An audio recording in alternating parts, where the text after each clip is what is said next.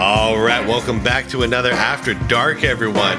Hope you all are having a good night so far. Hope you guys have been having a good day. I wanted to check out this video for multiple reasons. One, it was requested. Two, the last bird video I just did recently absolutely bombed. So here we are with more Larry Bird, because what that signifies to me is the world is starting to forget about this man, and I find that to be criminal. You know, like absolutely criminal that Larry Bird, no one's paying attention, no one cares about him. So let's educate a little more, shall we? And we'll see what happens here. This is a video from Thinking Basketball. Fantastic, amazing channel. The title is The Unique Skills That Made Larry Bird a GOAT Candidate. Greatest Peaks, Episode 4. So we've seen some of the other Greatest Peaks. This is the Larry Bird one, and I think this is going to be a very compelling one, because what he did in such a short amount of time, it's something amazing, you guys. Like, Larry Bird will always have my respect. He'll always be one of the greatest ever to do it, because he wasn't around that long, and the impact he had, the winning he accomplished, you know, it's just next level. So anyways, you guys, yeah, hopefully we get a few more views on this one than the last one. More so just like for my sanity, you know, more than the views. It's like, it makes me really sad when I do a video about something, you know, a reaction to somebody like Magic Johnson or Larry Bird or Steve Nash or Dwayne Wade or Allen Iverson or any of these guys, and then the video gets like 300 views, and it's like, why, you guys? Why have we forgotten about all these greats? Anyways, that's more what worries me about it, is that these guys are starting to get forgotten. So I think I'm doing a service here, you know what I mean? Like, I think it needs to happen. Anyways, I've rambled so long. The link to the original video is going to be down below. Highly suggest you check it out. Thinking Basketball is a great channel. Also, shout out to channel members down there. I appreciate you all. Like the video if you haven't done it. It would help out a ton. Let's do this.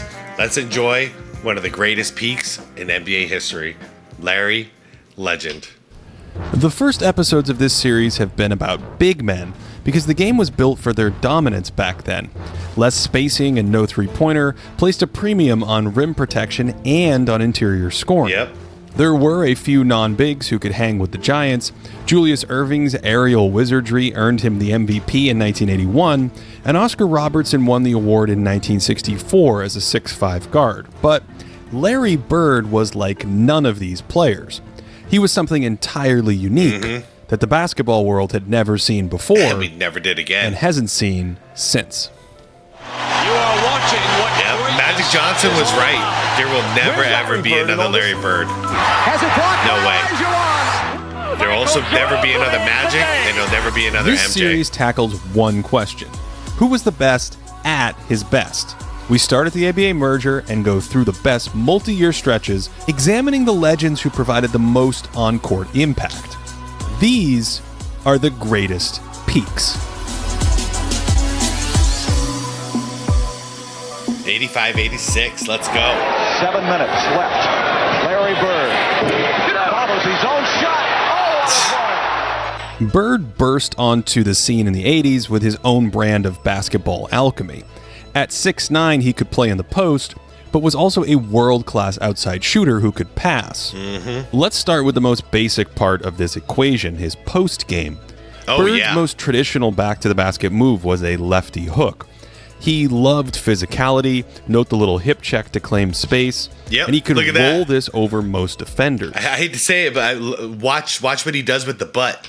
Note the little hip check to claim space, Bang. And he could roll this over most defenders. If it wasn't available, he'd start head-faking opponents into some wild finishes, and Larry would throw combinations, feigning right, then to the middle, only to step through, and then what is that reverse off the window? This fakes like a jab that softens his man, and then this crazy rainbow from 2 feet. And he was constantly manipulating defenders with the ball like this to open up tiny nooks he could work with.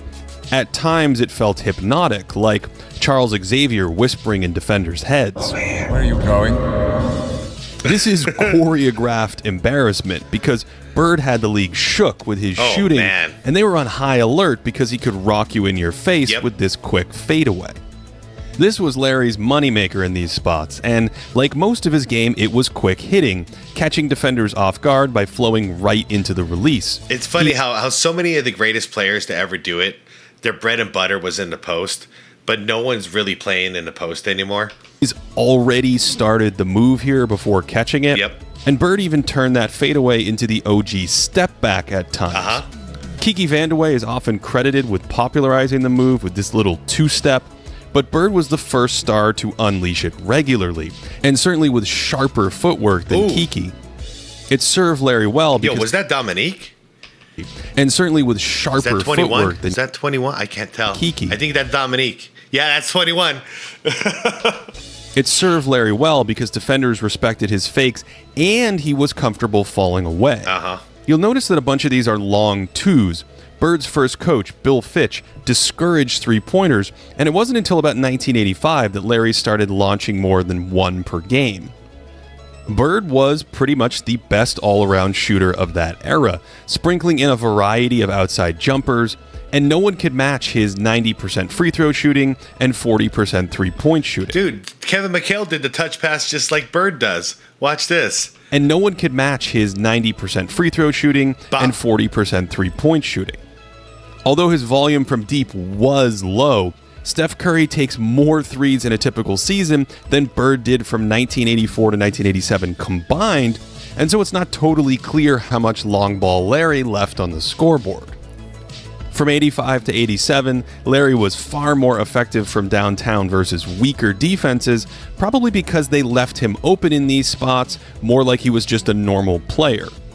Against defenses at least 2 points worse than league average, Bird shot 47% on 3 attempts every 36 minutes. But against defenses 2 points ahead of league average, he shot only 34% with a hefty dip in volume. Wow, some of this is likely noise, but his attempts also dropped in the playoffs during his peak years, so I'm not sure how comfortable he was just manufacturing threes. Despite mangling his finger in a college softball game, he had good touch on all kinds of little floaters and flips headed to the hoop. I never knew about that finger. He did this with both hands, regularly making horse shots like this, and he was dexterous enough to make all kinds of off-balance leaners too. But these shots were born out of necessity. Remember that rainbow from 2 feet earlier? It's because Bird has no explosion at the rim. He often uses his body as a shield to find a cleaner release, even left-handed. And these contortions were to make up for a lack of verticality. Bird actually missed a ton of layups. Oh, it's Walton. Where was I? Yes, the Miss Bunnies. He often took one dribble Angel in Reese. these spots instead of getting all the way to the rim for a loaded-up contest. Because even at 6'9", he was at a disadvantage against bigs ready to jump. Ooh. You may know that legendary game in Portland where he played left-handed. This is mostly a tall tale because he regularly needed his left hand to finish. Here in the post, he's going southpaw for a cleaner look because he's carved out space to his left and can't explode at the rim or leap over defenders. This rim finishing is Bird's real glaring wart as a scorer, and his inability to finish into or through size and contact was a reason why his free throw rate was never great. The upfake frees him, but even against mediocre rim protection, he avoids contact to find a layup.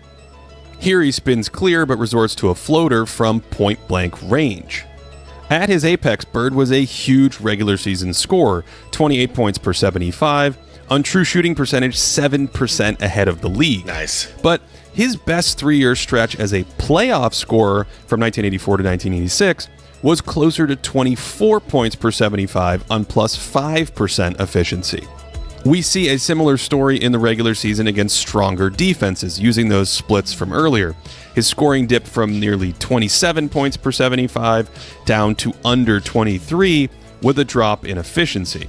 This is still good production, but the drop-off is on the larger side for high-end scorers, and I think it speaks to Bird's inability to generate easy shots against stronger defenses. Ooh, foul. What those numbers don't capture is his scoring flexibility, constantly moving without the basketball. Yep. Look at all That's these... what I love about him, too. He didn't need the ball in his hand 24/7. He played off ball, and he played great. Tricks to shed Bobby Jones, an all-time defender, and these cuts force attention that opens a post-up on one block and on the other, and the move is quick, and that's classic Bird. Yep.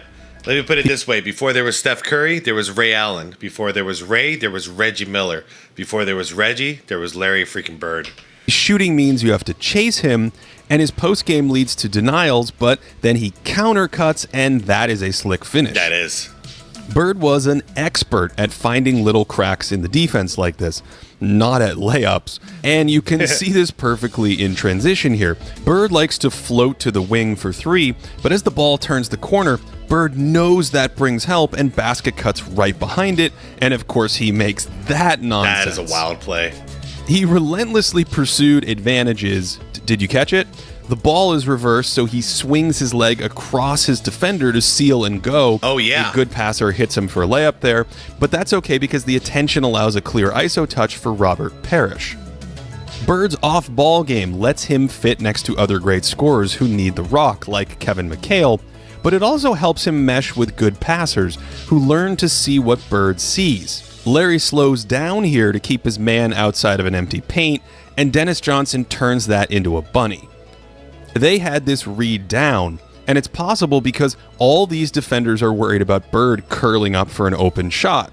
Nice feed. This made helping off Bird difficult, and he parlayed that activity into fantastic offensive rebounding, rooting inside players when they were on the wrong side of him. He anticipated shots and would sneak into position. Look at that work to get inside someone else's man. Yeah. And he was more comfortable finishing these after sealing off opponents. Yeah, his offensive rebounding, his boxing out, very underappreciated, just like his defense. But for all of his movement and absurd shot making, there was another ingredient to Larry Bird's alchemy that transformed him into an offensive legend. It's one thing to fly off screens as a threat to shoot, but Bird supercharged his value by seamlessly audibling those to passes. There it is. Yep, this is it. Yep, and I'm glad we're talking about it again, because modern younger people who didn't get to watch Larry Bird live have no idea what a good passer he was. He may have been the best passer on the move in NBA history, and that meant scoring routes turned into layups for teammates. Larry blurred shots into passes and punished defensive reactions to his movement like this. And he never stopped the ball. Even on a simple extra pass like this, he adds the screen because he's a step ahead. There's so much anticipation to his game. This is like a touch entry pass, already knowing Robert Parrish's right hand is the soft spot in the defense. Of course, that made him a touch pass master. Yeah, no kidding. And this means you have to know where pieces are before the ball arrives. Yeah, see, in modern times, I see Jimmy Butler do a lot of these jump passes, but the release, like the actual pass itself, they're soft. And a lot of times they're like, so he'll do like a jump, fake shot, and then a bounce pass, but it's a really soft bounce pass, and it's really confusing me. Because if you notice here, Bird's doing the same thing. He's doing a fake shot in full form, and he's jumping a lot of the times. But then he throws an absolute Dan Marino bullet right to his guy. He knows Parrish is the mark the whole way down the court. Obviously, this vision made Bird deadly in transition before defenses were set. Too good, says Don Nelson. Any teammates willing to run with Bird benefited from his attention, and the delivery on some of these passes would make UPS jealous. Nice this line. clip's blurry, but you can still see the whole package, patiently waiting for a cutter to fill the lane, holding the defense by looking away, then snapping a strike to the streaking Walton. We've discussed Bird's manipulation of defenders with the ball, but his go-to trick was the shot pass. Yeah, look at that bullet. He drew coverage and created better passing angles. Pick and roll wasn't a big part of his game then, but he ran it more in 86 and 87, and that ball fake was so good it distracted McHale too. It did. In half He court, wasn't Larry's looking at all. on-ball passing typically stemmed from his back-to-the-basket game. He welcomed double teams in these spots and could skip it over defensive rotations, or he would just gut teams who weren't disciplined about doubling off cutters. Dang, man. When he had a step, he could make tight laydown passes with the best of them, drawing defenders in for a shot pass and knowing where his teammate would be. Dude, talk about threading the needle. Defenders in for a shot pass and knowing where his teammate would be. Bird wasn't a perfect passer. Besides some limitations off the bounce, he could be a bit out of sync on his entry passes at times. Like many greats, he took all kinds of chances and was too aggressive on some of them. Oops. And every once in a while, he'd miss an advanced layup pass. He probably had Danny Ainge there. He did. And coming down on this fast break, That was the a lot first of look traffic, is open. But of course, Bird is so good, he sends it home anyway. Nice. Finally, the man was the best outlet passer I've ever seen. Yeah, agreed. These weren't simply about starting fast breaks. They spawned layups out of thin air. Bird was always thinking about the next possession as the ball went through the net and how to exploit a defense's backline. Ainge is closing to the corner here, and Bird still thinks to instantly look for him on a fly pattern after this make. What a play. That's just absurd. Yeah, and if you guys notice, this is not cherry picking. You know, this is not like the LeBron cherry picking thing where he doesn't get back on defense. This is like Danny Ainge was actually in the furthest spot you could be, all the way here in the corner. Is closing to the corner here, and Bird still Look at that. So that you can't compare that to what we're seeing nowadays. This was a full contest. He played defense for a full possession, but he's gonna take off now. To instantly look for him on a fly pattern after this make. Boom. That's just absurd. That's brilliant. All of this made him the second best playmaker of the 1980s. We'll get to the best in the next episode. Making life easier for his teammates in a variety of ways. He even turned loose balls into easy points, ready to drop dimes from his back when he dove on the floor. And all of this helped drive Boston's offense to elite heights. From 1984 to 88, the Celtics' efficiency was 5 points per 100 better than league average, one of the 10 best stretches ever. So, despite Bird's postseason scoring hiccups, Boston's playoff offenses were quite similar, 11th best among teams with stretches like this. Even with Kevin McHale out for over 30 games from 1986 to 88, Boston's offense was 6 points ahead of the league, behind Bird and company, evidence of his colossal impact. His constant movement and high motor translated to the defensive end too. After hopping around here until he found open pasture, Bird hightails it back to prevent a fast break. Nice. And Larry's defensive preference during the peak of his career was helping off his man in the paint to plug gaps or double team when needed. Like MJ. That court vision served him well in this role. He's rotating the second his guard gets a step, and Bird's wild jab alters it just enough. His lack of lift made these help attempts only marginally effective. He often rotated in time, but he wasn't springy enough to really swallow up shots.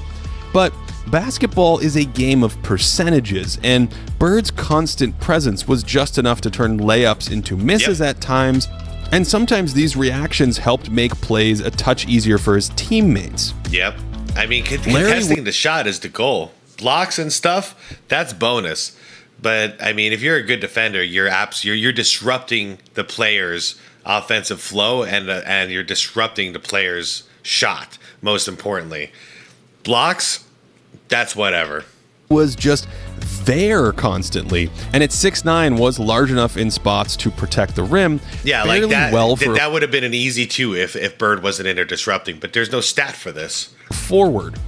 He had a small block radius and would offer little resistance if caught flat-footed, but Bird also made a surprising number of stands at the hoop, here stonewalling a young Michael Jordan, just like an above-average big would. Yeah, I mean, just enough. Just enough to disrupt the shot. Only Bird played small. And you want to know why this worked on MJ? Is because Bird didn't leave the ground. Normally, in this situation, Jordan was used to the guy going for the fake, but Bird just stayed there. So Jordan had a tendency when he was in his first couple of years to release the ball I'll show you. Just like an above-average big one. On the way down. See, he's releasing the ball right now. But since Bird never left the ground, he's got a perfect contest right here on the ball. Only Bird played small forward in a lot of these lineups, so his paint presence became a solid positive next to two other bigs. His incredible hand-eye coordination allowed him to target blocks as the ball was released, and he averaged about a block per game during these peak seasons. Ooh. He also augmented his rim protection by taking charges before it was in vogue, and his early positioning and outguessing games forced turnovers on drives like this. Now, Bird has been historically panned for his man defense, but I actually don't think it was too damaging. He was a touch too eager at times and could succumb to up fakes, but against most big forwards of that day, he held his own. On the outside, Bird's slow foot speed was a bit of an issue against slashers, but basketball was played inside 18 feet back then, so even with those clunky steps, teams couldn't really punish him. This was a fairly typical man possession for him, overplaying the drive and throwing up a decent contest. I mean, that was a good contest. Although, just like in the post, he could get into hot water biting on up fakes in these spots. Here's Larry using mind games against a dangerous guard, jabbing toward the ball and then playing the drive left, and his reflexes were insane. His hands are down when this pass is thrown. Yeah, that's and fast. Those reflexes made Bird a playmaker around the ball, making little kick-out passes difficult like a hockey goalie deflecting pucks out of the air. He also it's a little turned Dennis Rodman-esque.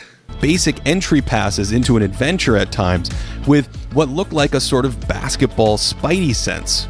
Those hands were strong and quick with NASA-like precision. And he's not afraid to pop the ball up in the air, if you guys noticed a couple of those clips. Dennis Rodman did a lot of that too. I do notice Jokic does that as well. If you blinked, you'd miss their magic at times. And this phenomenal coordination made that low block tactic possible, and it also made his post doubles really effective, ambushing unsuspecting big men. Here's a possession roaming off his mark on the perimeter, trying to disrupt action, and then bouncing around the edge of the paint, plugging gaps. Here it's this cutter because the spot up three wasn't a threat then, and of course those hands made the double team effective. There's a cat and mouse quality to some of his possessions, where he's hoping to induce a mistake instead of just playing it straight up. So Bird's tailor-made for zoning up two players like this, where he can read a passer's eyes, and it all makes sense that the most memorable play of his career is a steal. Bird's eyeing this pass before Isaiah Thomas had the ball. Isaiah has said he never even saw Larry here. And then, of course, a layup pass with 3 seconds left, and Big Red cannot believe what he just saw. Most of Bird's defensive tricks weren't big gambles, but sometimes he did whiff, so there was a minor tax to pay for his level of aggression. Yeah. But Larry rarely made errors or missed key rotations. He'd usually pounce in help situations like this.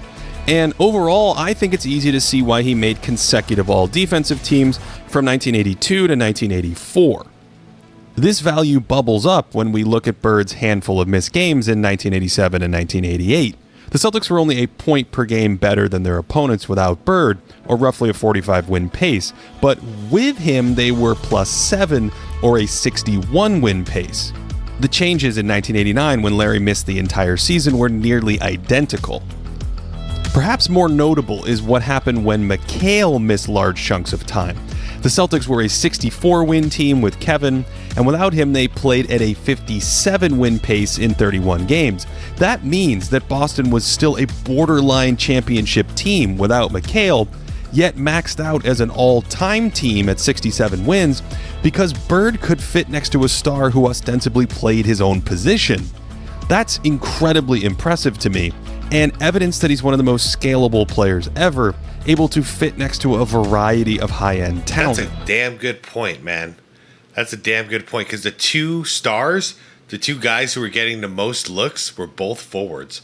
And both I mean, Kevin McHale was more of a post player. Those who didn't get to watch him, think like Kevin Garnett. Very, very similar styles of play. And Bird played on the post a lot as well. but he'd also run through screens off the ball. And somehow they just made it work, man. But that's crazy. They really had a paint-dominated team, and it was very successful. Our historical all-in-one metrics are quite high on his peak, especially this version of box plus minus that's more sensitive to his playmaking impact. We should also note that some of his value comes from strong defensive rebounding, and he was always looking to throw a body on someone or fight for the ball in tough spots. Yeah, look at that. Although this style did take a toll, and playing too many minutes meant he always risked wearing down during deep playoff runs. Larry's body did ultimately break down at 31, but before then, he reimagined what basketball could be. There still hasn't been anyone like him since. And while his defense wasn't always pretty, activity and anticipation made it fairly effective for his time. Sure, slightly better scoring would have put him in his own class on offense, but even without that, Larry Bird is one of the 5 greatest offensive players of all time. For more historical content and to support this channel, head over to patreon.com/thinkingbasketball and check out Thinking Basketball, the book, on Amazon. That goes deeper on a number of ideas explored in this series. There are also longer discussions on many of these players on the Thinking Basketball podcast. And if you're curious about stats from this video, there's an entire stat series on this channel. Otherwise, thanks so much for watching. I hope you enjoyed this one and that wherever you are, you're having a great day. A hot day.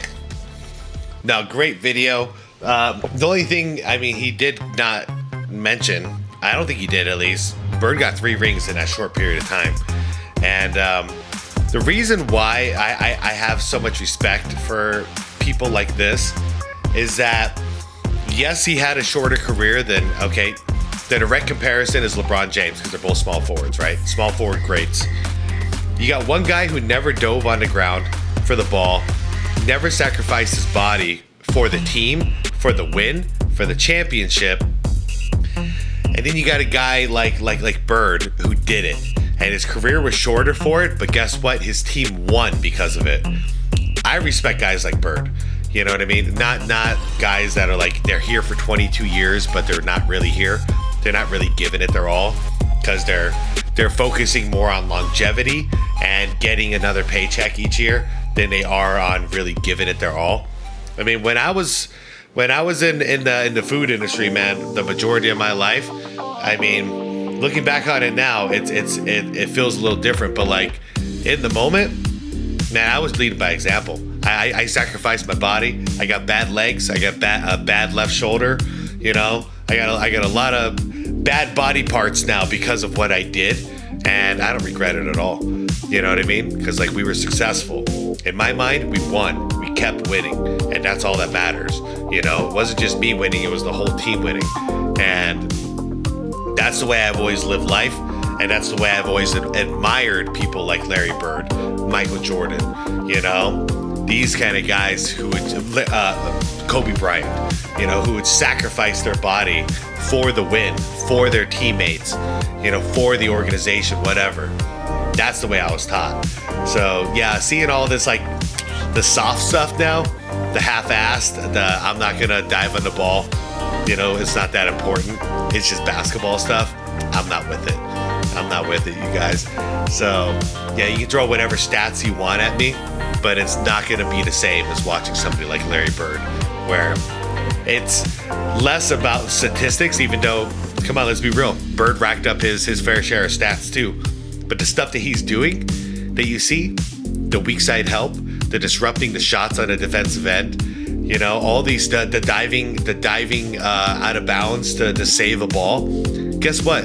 All those things I listed, 0 statistics. But what is their impact on winning? Incredible.